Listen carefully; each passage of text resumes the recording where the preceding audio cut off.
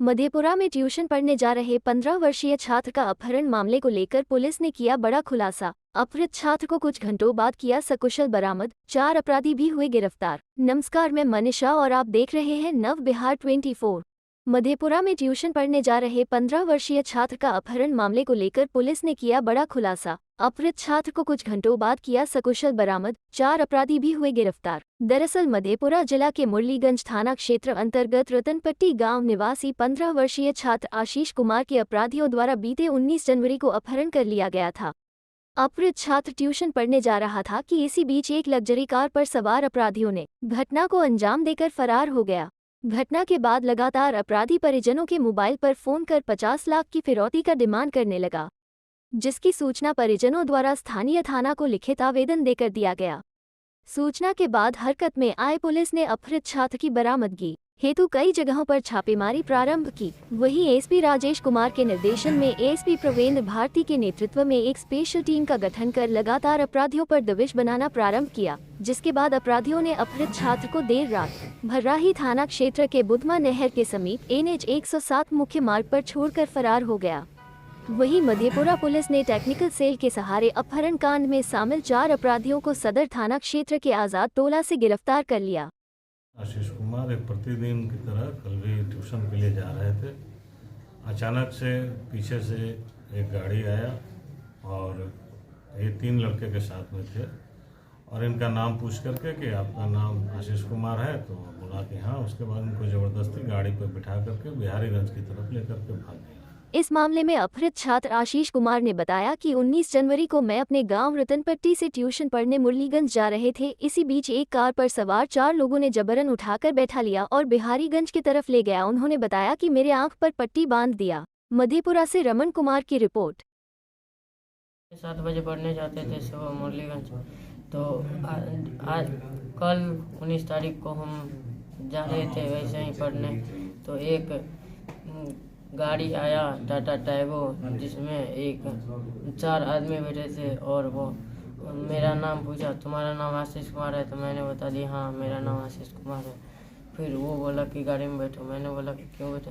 तो वो सब ज़बरदस्ती मेरे को गाड़ी में बिठाकर बिहारीगंज की तरफ ले गए और उसके बाद मेरे आँख पे पट्टी लगा कर कहाँ ले गए मुझे पता नहीं है। फिर हमको 1-1.5 घंटा के बाद फिर हमको मोटरसाइकिल पे बिठा के किसी के घर में ले गए और फिर वहाँ पे हम खाना भी दिया, लेकिन हम नहीं खाए। फिर दोबारा जहाँ पे थे हम, वहाँ पे लोगों को पता चलने लगा कि कोई गलत बात है, तो उस सब शक हुआ उस सब को भी, तो दूसरे जगह हमको ले गए। किसी को पहचानते हैं? उतना तो नहीं जानते हैं। फिर आपको कैसे छोड़ा गया? फिर हमको जब हम शाम में खाना 4 बजे हमको फिर खाना दिया गया था, तो फिर हम 7 बजे सो गए थे, तो थोड़ा देर सोए, आधा घंटा। फिर हमको बोला कि चलो तुमको घर दे आते हैं। तो फिर आँख पे पट्टी बांध के हमको बुधमा में नहर पे छोड़ दिया। बोला तुम्हारे पास पैसा है? तो मैंने बोला नहीं, बस 20 रुपया है। तो बोला 10 रुपया और दे दिया। बोला जाओ गाड़ी चल रहा है, चल जाना उस किसी से। तो हम वहाँ पे जाके तो पान दुकान पे से पापा को फ़ोन किए, तो पापा सब आए। तो 19 तारीख की सुबह मुरलीगंज थाना अंतर्गत रतनपट्टी गांव के विष्णुदेव शाह के पुत्र 15 वर्षीय पुत्र हैं आशीष कुमार एक प्रतिदिन की तरह कल भी ट्यूशन के लिए जा रहे थे। अचानक से पीछे से एक गाड़ी आया और ये 3 लड़के के साथ में थे और इनका नाम पूछ करके कि आपका नाम आशीष कुमार है, तो बोला कि हाँ। उसके बाद उनको ज़बरदस्ती गाड़ी पर बिठा करके बिहारीगंज की तरफ लेकर के भाग गए। उसके बाद में इनके साथ जो बच्चे थे वो घर वालों को आकर के बताया कि ऐसी घटना हुई है। फिर घर वालों को करीब 11 बजे के आसपास में एक फ़ोन कॉल आता है कि आपका बच्चा हमारे पास में है, 50 लाख रुपया फिरौती के रूप में हमें दीजिए, तब आपके बच्चा को हम लोग छोड़ेंगे, अन्यथा अंजाम बुरा होगा। उसके बाद उनके घर वाले घबरा गए और हमें भी फ़ोन करके बताया, थाना को भी अविलंब सूचना मिला। लोग को जब जानकारी हुई इस घटना की तो मैं अपने डीआईजी सर को इस संबंध में बताया कि एक अपहरण की घटना की सूचना मिल रही है। तो उन्होंने भी अपने स्तर से दिशा निर्देश दिए और उनके दिशा निर्देश के अनुसार मेरे द्वारा अनुमंडल पुलिस पदाधिकारी परवेंद्र भारती जी के नेतृत्व में एक टीम का गठन किया गया, जिसमें एसएचओ मुरलीगंज को रखा गया और इन्हें बताया गया कि आप अविलंब जाकर के पूरे घटना का पड़ताल कीजिए, क्या क्या घटना हुआ है, कौन सी गाड़ियाँ यूज़ हुई है, भागने की अपराध कर्मियों की क्या दिशा है, उसके संबंध में हुलिया अगर पता चले तो वो सब पता कीजिए और फिर इसका उद्भेदन होना चाहिए, पीड़ित की सकुशल बरामदगी होनी चाहिए और जो इसमें संलिप्त अपराध कर्मी उसकी भी गिरफ्तारी होनी चाहिए। सभी लोगों ने तत्परतापूर्वक अपना काम शुरू किया। शुरू में तो कुछ मिसलीड भी हम लोग हुए। जो बच्चे वहाँ पे गाड़ी को देखे थे उसका नंबर भी उन्होंने बताया, तो उस नंबर पे हम लोगों ने पहले काम करना शुरू किया। तो नंबर भागलपुर का एक गाड़ी का निकला जो कि टियागो गाड़ी था टाटा का। फिर उसके मालिक के घर पे तुरंत भागलपुर पुलिस से संपर्क करवा करके वहाँ पे रेड करवाया गया। तो पता चला कि वो गाड़ी 3 साल पहले ही बिक चुकी है और वर्तमान में वो गाड़ी पटना शोरूम में पड़ी हुई है। फिर वहाँ से उसका फ़ोटो खींच करके हम लोग को भेजा गया। तो हम लोग को लगा कि नहीं, हम लोग गलत डायरेक्शन में चले गए हैं, ये गाड़ी वो है नहीं। बच्चे लोग जो नंबर बता रहे हैं कुछ गलत नंबर उन्होंने बता दिया।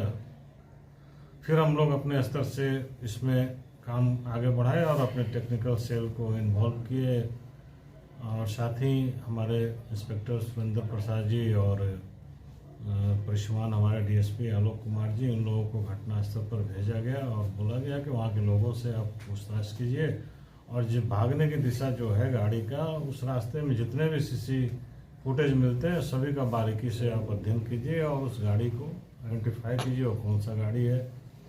वो लग गए, उन लोग भी अपने काम में लग गए, हमारे टेक्निकल सेल भी अपना काम में लग गया और इन लोगों के संयुक्त प्रयास से जो कुछ सूत्र हमें मिला, उस सूत्र के पे आगे काम करने के लिए मैंने फिर से एक नया टीम बनाया, जिसमें थानाध्यक्ष मधेपुरा जयप्रकाश चौधरी, थानाध्यक्ष उदा किशनगंज राजकिशोर मंडल, थानाध्यक्ष शंकरपुर रोशन कुमार, थानाध्यक्ष बिहारीगंज अमित रंजन मिश्रा, इन सभी को मिला करके एक टीम को गठन किए तत्काल और इनको लीड पे जो सूत्र मिला था उस पर काम करने के लिए लगा दिया गया। इन लोगों ने बड़ा सक्रियता से तत्परता से अपने काम को किए और इनके प्रयास से रात में 9 बजे अपहृत बालक की सकुशल बरामदगी हुई बुधवा के पास में और इसमें संलिप्त 4 लोगों की गिरफ्तारी भी हो चुकी है। एक्चुअल में जो पुलिस का जो दबिश पड़ना शुरू हुआ और उसमें 1-2 जो उठ गए बहुत जल्दी से, तो घबरा करके जो भी अपराध कर्मी बच्चे को रखे हुए थे इनको छोड़ दिए बुधवार पास। और मज़े की बात यह है कि इन लोग 50,000 की फिरौती की मांग कर रहे थे, लेकिन इतने घबराहट में वो लोग आ गए कि 50,000 लेना भूल करके उल्टे बच्चे को 10 रुपया दिए कि तुम जल्दी से 10 रुपया पकड़ो, तुम्हारे पास पैसा नहीं है, टेम्पो पकड़ के चल जाओ घर, नहीं तो पुलिस हम लोग को पकड़ लेगी।